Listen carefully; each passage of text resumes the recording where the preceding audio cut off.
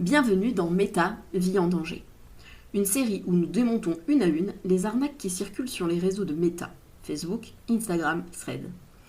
Des produits miracles, des patchs scientifiques, des pilules révolutionnaires, toutes ces publicités alléchantes ont un point commun. Elles promettent de changer notre vie sans effort et finissent par nous faire perdre surtout de l'argent, parfois même la santé.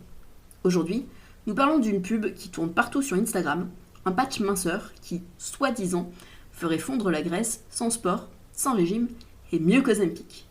Et pour être clair dès le départ, ici nous allons parler de MyPatch parce que c'est l'un des exemples les plus visibles du moment, mais ce n'est pas une exception. C'est un cas d'école parmi des dizaines d'autres sites identiques qui vendent le même produit sous un autre nom avec les mêmes arguments. Autre précision, des sources seront disponibles dans la description. Nous allons ici analyser ensemble le discours et ses signaux d'alerte, ce qu'il faut vérifier sur un site, les outils gratuits qui permettent d'enquêter en quelques clics, comment chercher un avis qualifié, puis comment fonctionne réellement l'économie derrière, de la publicité Instagram jusqu'à l'achat sur AliExpress. Installez-vous, aujourd'hui, nous ne démontons pas un patch, nous démontons un système. Avant de s'intéresser aux produits ou aux sites, commençons par écouter le discours. Car avant d'arnaquer notre portefeuille, ces publicités cherchent à hacker notre cerveau. Comprendre comment elles nous parlent, c'est déjà commencer à les désamorcer. C'est ce que nous avons vu dans notre épisode sur le storytelling des arnaques. Le premier signal d'alerte, c'est la promesse sans effort. La phrase d'accroche du patch, perdez du poids sans sport, sans régime, sans effort. C'est le pied de biche du marketing trompeur. Vendre du rêve à celles qui ont déjà tout essayé. Scientifiquement, quasiment aucune perte de poids durable ne se fait sans déficit calorique. Et surtout, croire à une solution universelle pour un problème aussi individuel que la perte de poids est une illusion. Chaque corps, chaque contexte, chaque historique de santé est différent. Le deuxième signal d'alerte, c'est le vocabulaire pseudo-scientifique. Stimule naturellement le métabolisme, régule les déséquilibres hormonaux, technologie transdermique brevetée. Ça sonne crédible, mais c'est creux. Aucune étude, aucun protocole, aucun chiffre. C'est du bullshit scientifique. Des vrais mots, mais dans un ordre qui ne veut plus rien dire. Quand un texte de santé n'appuie rien par des données vérifiables, c'est du marketing, pas de la science. Et d'ailleurs, quand on creuse un peu, on voit rapidement les incohérences, parce que régule les déséquilibres hormonaux, quand dans la FAQ, ça t'explique que le patch ne contient pas d'hormones, du coup, il les régule comment ? Par la volonté ? Le patch a sa volonté propre ? Troisième signal d'alerte, c'est le recours à de faux experts. Alors sur le site MyPatch, on voit une citation d'une supposée Dr Agathe Swartz. Photo pro en blouse blanche, stéthoscope bien visible, sauf qu'aucune trace crédible de cette docteure dans les registres avec cette correspondance photo n'existe. La photo ressemble vraiment à une photo sortie d'une banque d'images. Et quand un site affiche un docteur sans numéro d'inscription et sans lien vérifiable, il invente une autorité pour nous convaincre. Et on verra dans d'autres épisodes que parfois, c'est des docteurs qui existent, ils sont juste pas au courant qu'ils sont cités. Quatrième signal d'alerte, les témoignages trop parfaits. Les avant-après spectaculaires. 12 kilos en 2 semaines. Ça serait dangereux pour votre santé. Des commentaires uniformes. Dans la vraie vie, personne n'écrit des avis parfaits sans nuance. Surtout, tous postés le même jour. Les images proviennent souvent de banques de stock, ou sont volés sur d'autres articles, c'est le cas sur MyPatch, où ça vient carrément parfois de témoignages de personnes en postpartum ou après une opération. Et parfois, les textes sont générés ou importés d'ailleurs. Et parfois, on a des publicités vidéo avec une forme de avant-après en 3 étapes, et c'est 3 fois une personne différente. Alors, j'ai vu ça avec des femmes noires. Je suppose donc que derrière MyPatch, il y a des personnes blanches qui sont pas capables de différencier des femmes noires et qui se sont dit que ça passait. Non, mais à ce stade, ne me demandez pas. 5e signal d'alerte, l'appel à l'émotion. Ah bah oui, ces pubs visent notre vulnérabilité, la culpabilité, la honte, la fatigue. Elles promettent de retrouver la confiance, de s'aimer à nouveau. Le but, c'est simple. Nous faire cliquer avant que notre esprit critique ne se réveille.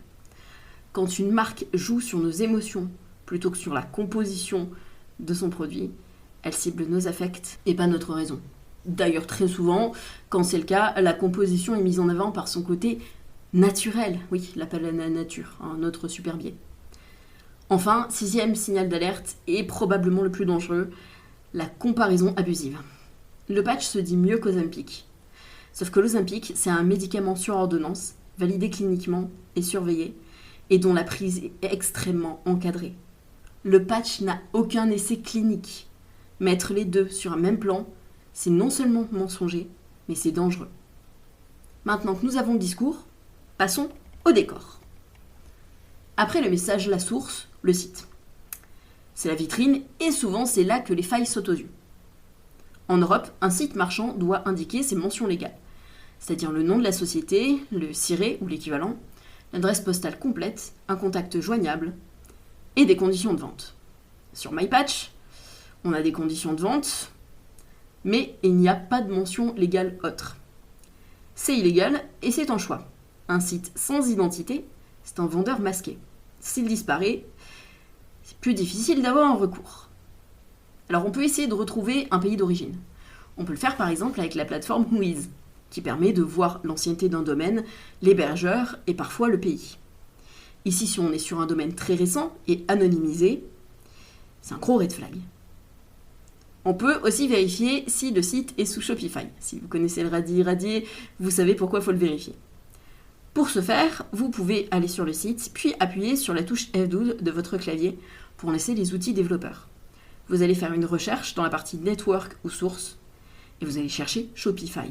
Si vous trouvez quelque chose comme cdn.shopify.com ou Shopify-Assets, c'est que la boutique tourne sur Shopify.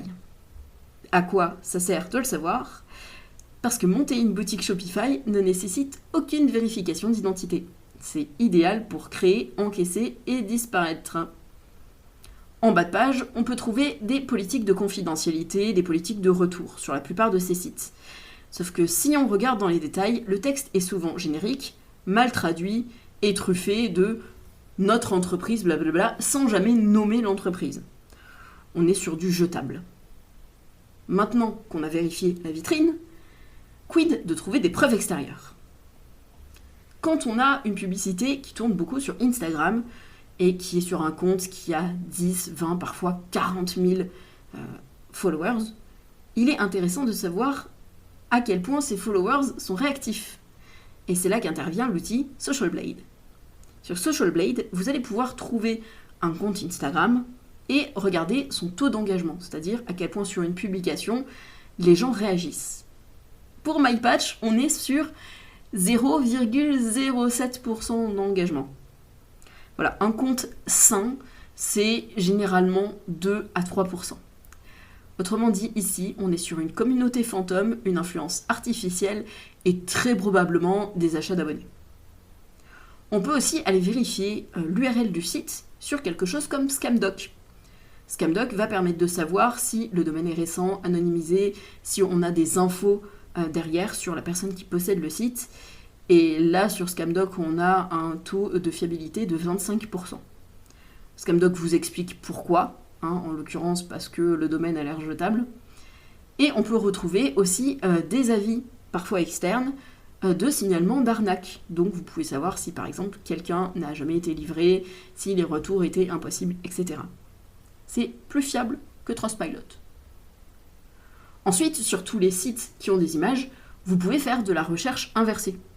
Un clic droit et on va aller chercher avec Google Images, Tiny, Yandex, la photo du docteur, des clients, même la photo du produit. Et la plupart du temps, vous allez voir que ça vient de banques d'images, de sites sans lien. Bref, c'est un bon test pour vérifier si par hasard les autorités ont été inventées, les avant-après ont été recyclés ou carrément tenus d'ailleurs, et surtout si le produit vient d'AliExpress.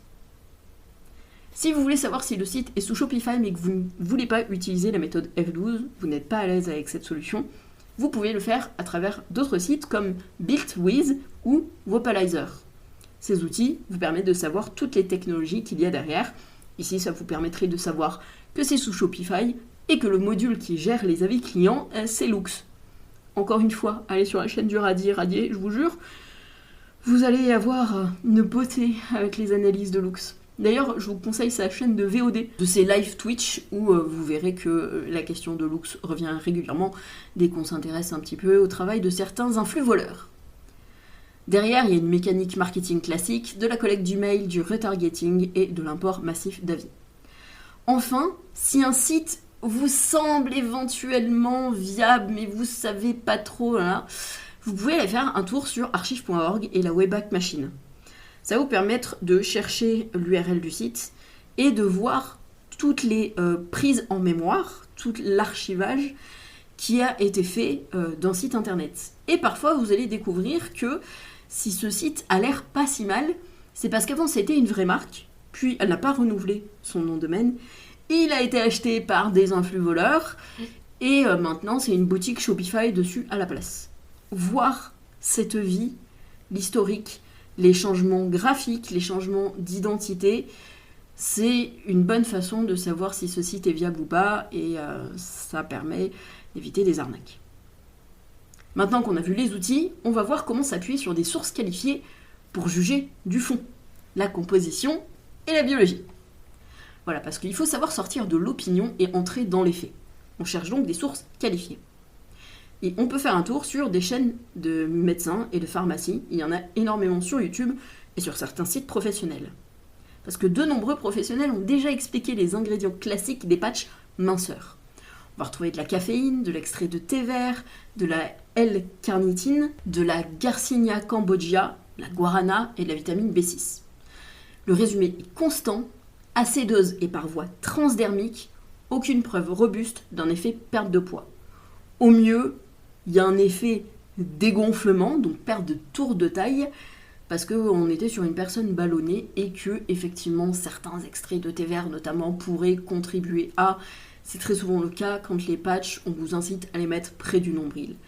Mais c'est tout. Vous pouvez aussi utiliser des bases scientifiques, comme le site examine.com. On peut y consulter, ingrédient par ingrédient, les méta-analyses et les dosages efficaces. Sauf que la plupart du temps, c'est par voie orale quand il y a un effet. Les quantités revendiquées par les patchs minceurs sont généralement très inférieures au seuil étudié et totalement inadaptées à une diffusion à travers la peau. Pourquoi la peau bloque ? Parce que la peau, c'est une barrière. Quelques molécules simples et lipophiles passent. Par exemple, la nicotine, très connue en patch. Mais la majorité des composés listés ici sont peu adaptés à une diffusion transdermique efficace.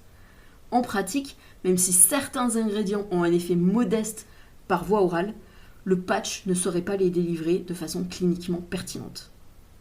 Parenthèse sur l'Ozempic et le GLP-1. L'Ozempic agit via une molécule de la famille du GLP-1. C'est un peptide, une chaîne d'acides aminés trop grosse et trop fragile pour traverser la peau. D'où le fait que l'Ozempic est délivré par injection. Si un patch contenait un GLP-1 actif, il serait soumis au régime des médicaments, sous essai clinique, avec l'AMM et une vraie traçabilité. Et c'est pas le cas ici. La comparaison mieux qu'Ozempic est donc vide de sens.